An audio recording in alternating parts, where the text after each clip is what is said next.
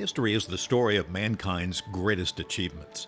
Unfortunately, it's also the story of mankind's greatest failures. Nowhere is this more on display than here at the Imperial War Museum in London. The museum was founded in 1917, near the end of the First World War. Then it was called the Great War, or the War to End All Wars. It wasn't, and it didn't. The idea that such a horrendous event could ever happen again was almost unimaginable, but it did. The war began in 1914. When it ended on November 11, 1918, an estimated 19 million had been killed and another 23 million wounded. Staggering numbers. The museum was not created to glorify war or to celebrate a victory.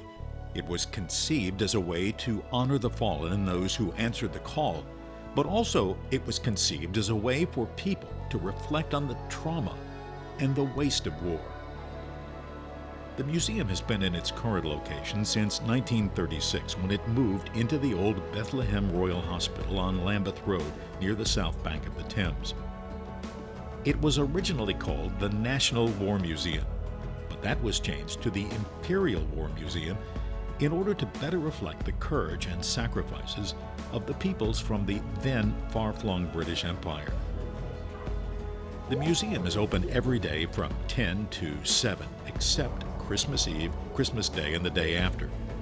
It's very popular with school groups, and there is no charge for admission.